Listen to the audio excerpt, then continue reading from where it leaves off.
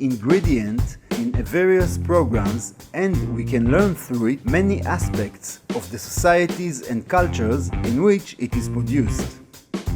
We will present here the radical change that has taken place in recent years on the cooking programs with the takeover of the reality genre. From the cooking shows to the culinary reality, this is Television Meal. So take off your mask, ring the bell and subscribe to this channel. We are starting right now.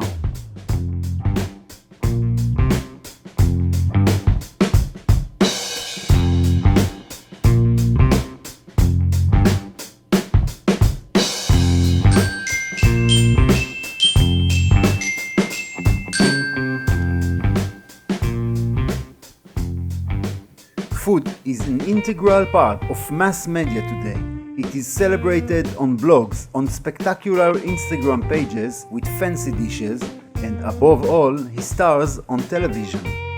In recent years, primetime television has been identified most of all with the reality genre that has taken over the screens in most Western countries and brought with it a variety of formats revolving around food. Food is a key ingredient in various programs, and we can learn through it many aspects of the societies and cultures in which it is produced. We will present here the radical change that has taken place in recent years on the cooking programs with the takeover of the reality genre. What does the culinary reality shows reveal to viewers, and what they hide?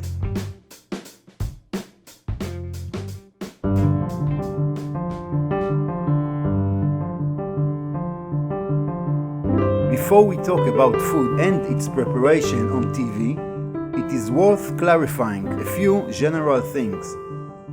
Food is something consumed by humans, animals, and plants in order to provide energy and other substances to the body. It should be mentioned that we are originally talking about an existential need whose purpose is to enable the natural activity of the organism.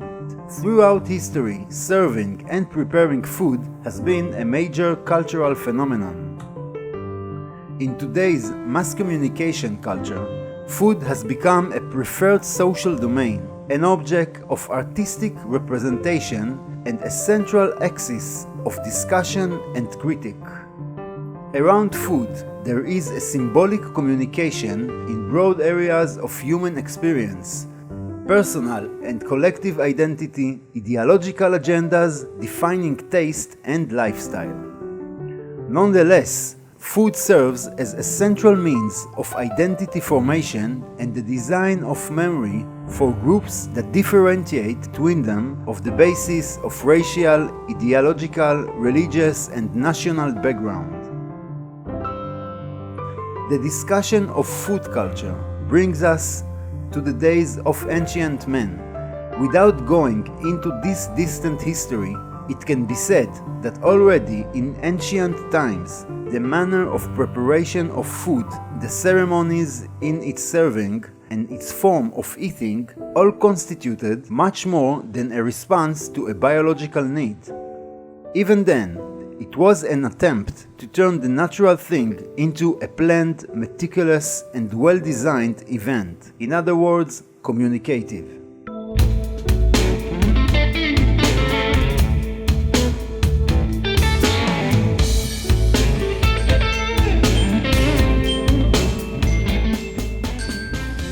And from general history to television history.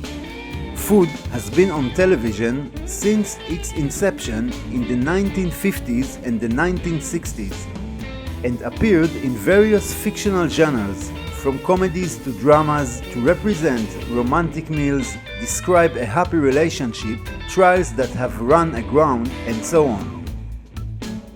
Right from the start, there was no such representation for practical reasons, mainly due to the costs and the inconvenience to put food in front of the players every time when shooting a scene more than once.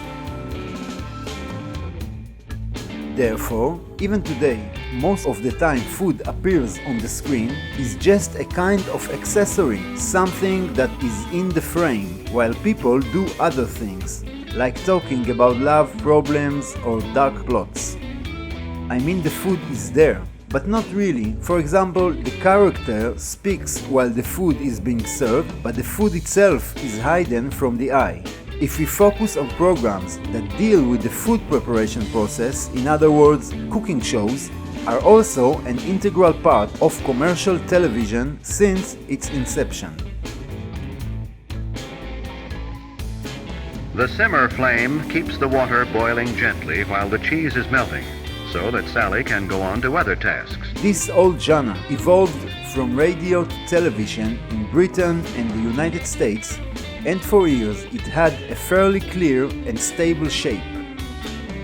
It took place in a studio similar to a home kitchen. A well-known chef addressed the viewers directly, as most assumed the viewer was a woman.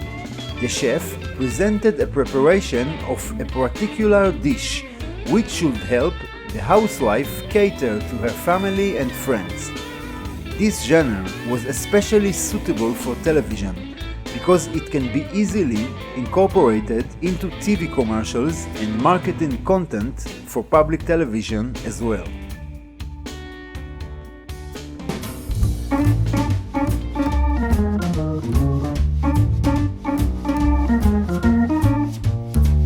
It should be noted that it is not easy to follow the history of television in those years, for at that time there were no means of recording available today.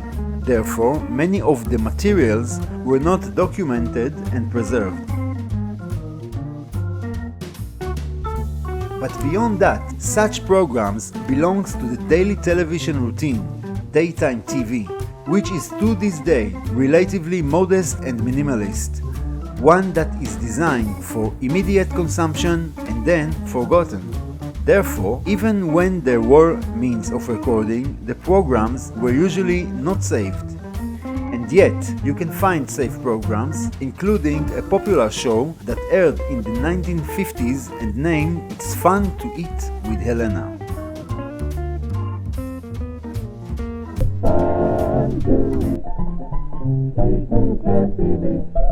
When Elena cooks, it's sure sweet.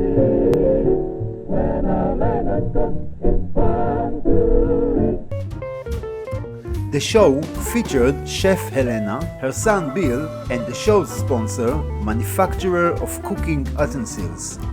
Watching can be impressed by the minimalist visual style of the show, focusing on the cooking instructions and especially the sponsor, who was a significant part of the program.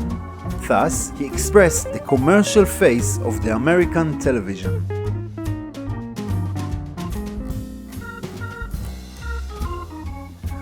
Programs like those of Helena, centered on the attempt to teach viewers prepare food themselves, have always been part of the daytime programs. As can be understood, it was a cheap production, programs that could fill the screen between half an hour and an hour, and even today are considered a good investment for both commercial and public television.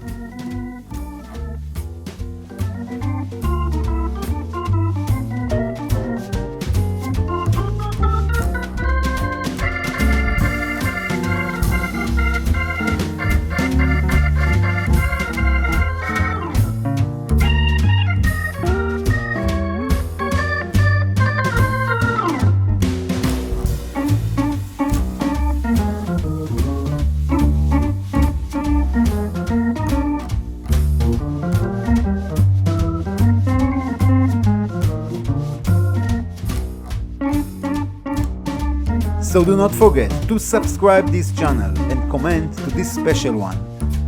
Thanks for watching, see you on the next.